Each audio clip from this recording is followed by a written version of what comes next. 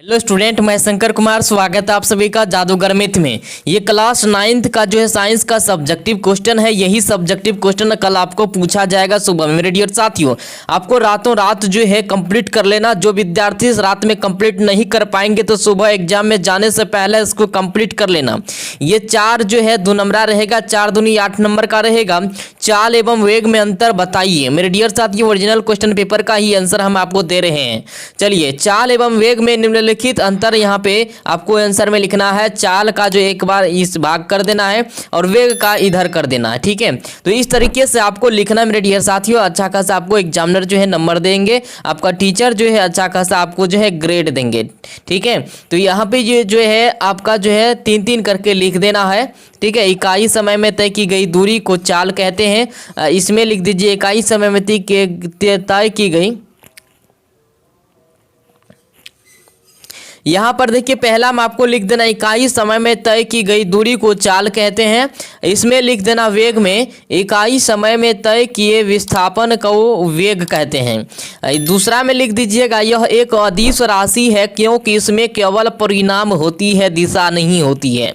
दूसरा में लिख देना यह एक अदिश सदिश राशि है क्योंकि इसमें परिमाण व दिशा दोनों ही होते हैं। यानी इसको याद कर लेना, इसका उल्टा कर देना। ठीक है, तो ये आपको पूछा जाएगा मेरे डियर साथियों, कल आपको ये पूछ देगा। चलिए आपको यहाँ पे ये 2 नंबर में ये इसको कंप्लीट कर लेना। ठीक है, जल्दी से इसको जो स्क्रीनशॉट ले सकते हो।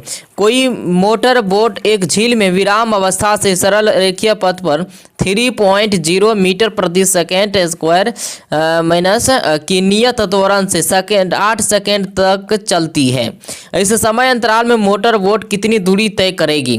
तो मोटर बोट का प्रारंभिक वेग हम यू से सूचित करते हैं 0 है। मोटर बोट का त्वरण जो है ये 3.0 मीटर प्रति सेकेंड स्क्वायर है। मान लिया गया 8.0 सेकेंड। तो यहाँ पे इसका जो है सॉल्व करके दिया गया है। तो सॉल्व आपको यहाँ पे दिया हुआ है, आपको जो है कंप्लीट कर लेना है। ठीक है, ut plus half T square पे ये बना है, तो इसको स्क्रीनशॉट ले लेना आपको। चलिए, इसके बाद आपको यहाँ पे पूछ देगा तीसरा नंबर में। आपको यहाँ पे देखिए निम्नलिखित में से किसका जड़त्व अधिक है? तो ये जो है 1, 2, तीनों का हम जड़त्व सब इसमें जो दर्शा दिए हैं, इसका स्क्रीनशॉट ले लीजिए। ये कल आपको पूछा जाएगा मेरे डियर साथियों, जल्दी जल्दी से आपको कंप्लीट कर लेना है। इसके बाद पूछेगा आपको गुरुत्वाकर्षण का सार्वत्रिक नियम बताइए।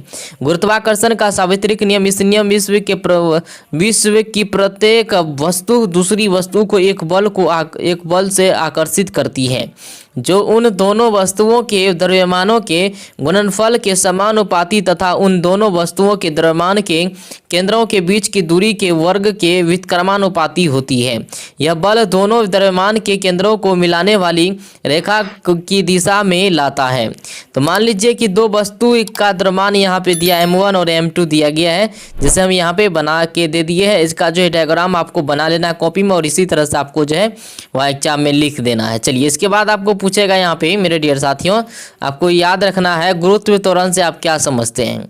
गुरुत्व त्वरण से आप क्या समझते हैं मेरे डियर साथियों, इसी तरह से आपको पूछेगा।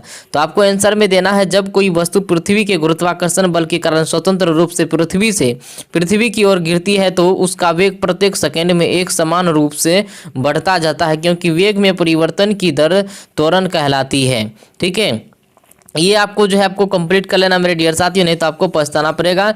इसके बाद आपको इसको भी कंप्लीट कर लेना है। क्या पृथ्वी चंद्रमा को अपनी ओर आकर्षित करती है? यदि हाँ तो यह पृथ्वी पर क्यों नहीं गिरता?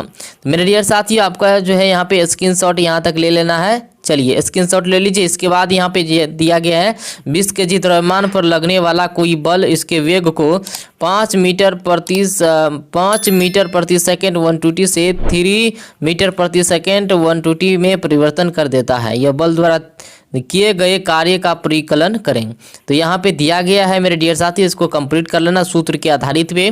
ठीक है, चलिए इसका स्क्रीनशॉट ले लीजिए। यही आपको पूछा जाएगा मेरे डियर साथियों, जल्दी से फटाफट जितना जल्दी हो सके कंप्लीट कर लो। चलिए, इसके बाद यहाँ पे ये दिया गया, इसको भी कंप्लीट कर लेना। चलिए, कृषि माध्यम में ध्वनि द्वारा उत्पन्न विक्षोभ आपके कानों तक कैसे पहुँचाता है? तो ये इसको भी आपको कंप्लीट कर लेना है। इसके बाद जो है दीर्घोत्तरीय में आपको इसको कंप्लीट कर लेना है। ठीक, गति के दूसरे नियम की सहायता से F बराबर m/a सूत्र को व्युत्पन्न कीजिए। तो यहाँ पे दिया गया है, इसको भी स्क्रीनशॉट ले लेना आपको। चलिए, यहाँ पे सॉल्व कर दिए हैं। तो जल्दी से आपको इसको जो है कंप्लीट कर लेना। देखिए इसको भी आपको कंप्लीट करना है मेरे डियर साथियों, कल आपको पूछा जाएगा। चलिए इसके बाद जो है ये 10 नंबर में इसको भी कंप्लीट कर लेना। स्क्रीनशॉट फटाफट लेते जाओ जल्दी जल्दी, जितने भी स्टूडेंट है जल्दी जल्दी से स्क्रीनशॉट लेते जाओ।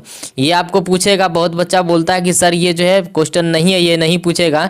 एग्जाम में जाना तब पता चलेगा आपको क्वेश्चन कौन कौन पूछता है। इसको तो पूछबे करेगा, पेशी उत्तक पर संक्षिप्त नोट लिखें, ये भी कंप्लीट कर लेना। अपने चारों ओर फैले जीव रूपों की विभिन्न के 3 उदाहरण दे, इसको भी कंप्लीट कर लेना। इसके बाद है फफूंदी के मुख्य गुण लिखिए, इसको भी कर लेना। ठीक है, यहाँ पे दिया हुआ चित्र भी आपको बना देना है। जैविक तथा अजैविक कारक किस प्रकार फसल उत्पादन को प्रभावित करते हैं, इसको भी कंप्लीट कर लेना, नहीं तो बाद में आपको जो है पछताना पड़ेगा। चलिए जल्दी से कंप्लीट कर लेना। जंतु कोशिका और व पादप कोशिका में निम्नलिखित अंतर, ये तो पूछेगा आपको जो है मेरे डियर साथियों, जल्दी से इसको कंप्लीट कर लेना। ठीक है, धड़ाधड़ जितना जल्दी हो सके स्क्रीनशॉट लेते जाओ और इसको कंप्लीट कर लेना, नहीं तो आपको कल पछताने के सिवा कुछ नहीं मिलेगा। मेरे डियर साथी आपको बता दिए, ये भी कंप्लीट कर लें। ये डायग्राम जो देख रहे हैं, ठीक है, जैविक और जैविक वाला ये भी कंप्लीट कर लेना। जल्दी से स्क्रीनशॉट ले लो, जल्दी जितना जल्दी हो सके, समय भी कम है। चलिए जल्दी से इसका स्क्रीनशॉट लो। चलिए यहाँ तक आपको ले लेना, अगर नहीं लिया तो पॉज करके फिर से स्क्रीनशॉट ले लेना।